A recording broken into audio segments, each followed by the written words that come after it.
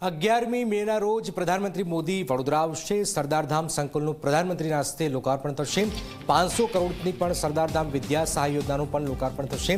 સરદાર ગૌરવ રત્ન એવોર્ડથી પ્રધાનમંત્રી મોદીનું સન્માન કરાશે। 150 કરોડના ખર્ચે તૈયાર થયું છે સરદારધામ। 2000 જેટલા વિદ્યાર્થીઓ માટે અભૂતપૂર્વ સુવિધાઓ છે।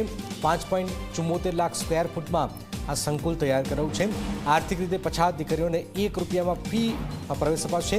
વિદ્યાર્થીઓ માટે 60,000, વિદ્યાર્થીઓને માટે 45,000 ફી છે। વિદ્યાર્થીઓને યુપીએસસી જીપીએસસી પરીક્ષા માટે તાલીમ પણ આપવામાં આવશે।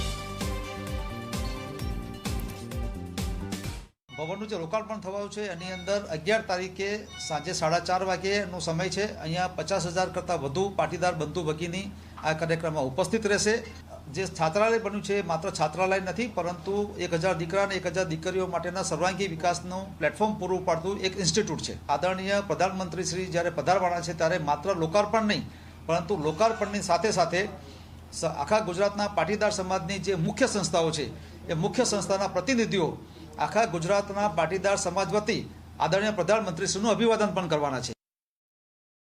સરદારધામના માધ્યમથી સરદારધામ દ્વારા આદરણીય પ્રધાનમંત્રીશ્રીએ જ્યારે સરદાર સાહેબને પ્રતિભાને અનુરૂપ પ્રતિમા બનાવીને સમગ્ર વિશ્વમાં એમની પ્રતિભાને ઉજાગર કરી હોય અને જ્યારે દેશના સુખાકારી માટે અને કલ્યાણ માટે ખૂબ સારા નિર્ણયો કર્યા હોય, તો સરદારધામ દ્વારા આદરણીય પ્રધાનમંત્રીશ્રીનું સરદાર ગૌરવ પુરસ્કાર એવોર્ડ દ્વારા એ દિવસે સન્માન કરવાનો પણ કાર્યક્રમ છે।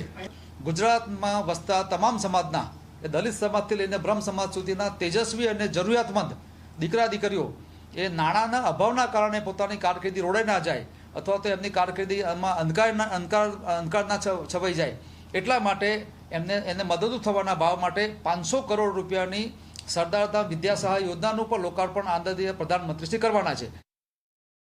સર્વ સમાજના તેજસ્વી અને જરૂરિયાતમંદ દીકરાઓને એ ઉચ્ચ અભ્યાસ કરવા માટે એમને તમામ સહાય કરી શકાય। આ રીતે વિવિધ આયામો સાથેનો આખો કાર્યક્રમ છે।